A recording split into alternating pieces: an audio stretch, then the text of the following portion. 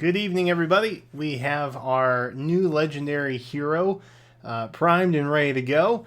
And I don't think it really surprised anybody because they kind of made an oopsie and leaked it 2-3-ish days ago. so happy Legendary Roy Day to us. But since this one kind of got bunked a little bit, I figured I would make kind of a game out of it and try and predict who all we'd see on this next legendary banner. I did allow myself a 1 gimme. That's why there's 4 units in each of the categories. I don't know if I got Roy right. I was kind of hoping he'd be like a cool Axe Cavalier, but I don't think that's what's going to... He's probably going to be a sword unit. So my predictions are probably like way wrong. But the bottom of each one are kind of who I'm a little less feeling. But either way, let's just watch and see who we have. Should be a good time. Maybe. Hopefully. I'm ready. Bring it. Give me the Roy. Give me the Roy. Blazing Light. He looks like a sword unit to me. Infantry sword unit. Okay. His art's interesting though. Dragonbind. Alright, we'll come back and double read those real quick. Oh, the music's so good, man. I will never back down. And he comes with Dragon Fang. Important. Gunther we knew. Ephraim we knew. Robin we knew. Xander, there's 1. Micaiah, there's 2. Niles. Adrift Corns. Interesting. Makoto. Got Makoto right. Got Surtur right. Creed we knew about. Wow. Okay. I got a lot then. That is surprising. I didn't think I'd get that many. I feel like there's also some interesting bits. Who did I... Alright, so Owain, Ophelia, and Lewin were almost kind of... I was... eh. But Makoto. Interesting. Interesting. We did get a Makoto. So I got 3 colorless right. So that's pretty dope. I did not get 3 green right. We had the Corins pop in here. So my blue is off as well. I'm surprised they didn't have Yolger. I'm genuinely surprised they didn't have Yolger in here. So if I had to take a guess, I'd say Yolger's probably next month. Didn't have Brave Silica either. Interesting. We've had all the new Brave units except Silica show up on the Legendary Bears. Anyway, let's go back, take a look at our boy Roy here. Together. I got the colors right. Colors is pretty easy. Alright, so we're looking at Dragonbind. Effective against dragon foes. Unit can counterattack regardless of foe's range. Wow. My plus 10 Roy is suddenly very less good because he doesn't need distant counter anymore. Wow. So we have a dragon killing weapon that has distant counter in it. Wow. That's pretty pretty good. Dragon Fang we know about. Bonus Doubler 3, which does not appear to be an exclusive skill that I'm aware of. Maybe not.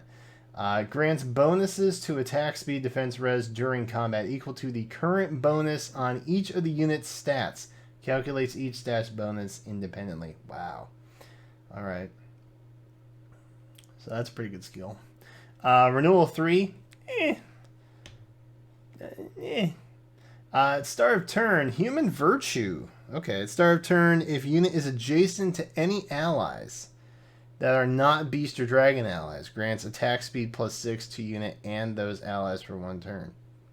Wow. the anti-beast skill. Interesting. That's a weird one. It's interesting, but it's weird. Huh. Alright. So, I don't see anything that's like super crazy. Renewal 3 is obviously not like that insane a weapon, or that insane a skill rather. Human Virtue is kind of curious, I think. we don't have that many beast units really, or dragons for that matter. But I mean, I guess that's cool. It's the anti beast emblem, I guess. And then bonus doubler. Bonus doubler is pretty good. Let's be real. Bonus doubler is pretty good. Dragon bind is also pretty darn interesting as well. It's like a better falchion, which is, you know, kind of tough. Kind of tough to get a better falchion, but I think they did it. All right, let's see. Who else do we have here? I like to just watch the animations, honestly. I'm usually just grinding in games, so I never really watch the animation. Which means Halloween Mia and I'm assuming... Well, we didn't really have...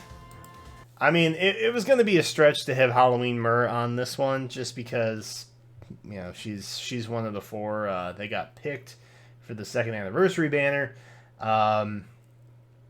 So I think that means next month we're probably going to be seeing Halloween Kagero, Halloween Myrrh probably, and Mia, who I am most excited about, which is just so great.